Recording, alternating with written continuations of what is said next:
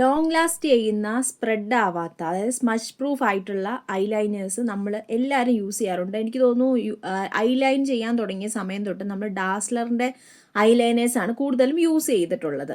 അപ്പോൾ ഇത് വന്നിട്ട് ലാക്മിയുടെ ഐലൈനറാണ്. ഇത് വന്നിട്ട് ഇൻസ്റ്റാ ലൈനർ വാട്ടർ റെസിസ്റ്റൻറ്റ് ഐലൈനേഴ്സാണ്. അത്യാവശ്യം ഇത് അടിപൊളിയായിട്ട് നിൽക്കും. അതുപോലെ തന്നെ വേറൊരു ഐലൈനറാണ് ഷുഗർ പോപ്പ് എന്നും പറഞ്ഞിട്ട്. ഇത് രണ്ടും വാട്ടർ പ്രൂഫാണ്. ഡാസ്ലറിൻ്റെ ഐലൈനർ വാട്ടർ പ്രൂഫാണ്. പക്ഷേ ഇത് എഴുതി കഴിയുമ്പോൾ ഉണ്ടല്ലോ നമുക്ക് മറ്റേ ഒട്ടാൻ തുടങ്ങും. കണ്ണൊക്കെ മുകളിൽ കയറി പിടിച്ചിട്ട് ഒരു ഷൈനസ് കൂടുതലുണ്ട്. ഷൈനിങ് കൂടുതൽ വന്നിട്ട് നമ്മളിങ്ങനെ കണ്ണടച്ചിട്ട് ഇങ്ങനെ തുറക്കുമ്പോഴത്തേനും മുകളിൽ കയറി ഇവിടെയൊക്കെ കയറി ഒട്ടും. തന്നെയല്ല ഒരുമാതിരി ഒരു അലമ്പ് വാട്ടർ പ്രൂഫായിട്ടുള്ള ഒരു സാധനമാണ് ഈ ഒരു ഡാസ്ലറിൻ്റെ ഐലൈനർ കേട്ടോ. ഇവരുടെ നോർമൽ ഐലൈനർ വെല്ലാൻ പറ്റില്ല, അടിപൊളി സാധനമാണ്. പക്ഷേ വാട്ടർ പ്രൂഫ് ഒന്നും പറയാനുണ്ട്. ഞാൻ ലിങ്ക് കൊടുത്തേക്കാൻ വേണമെന്നുള്ളവർ മേടിച്ച് നോക്കിക്കോളൂ.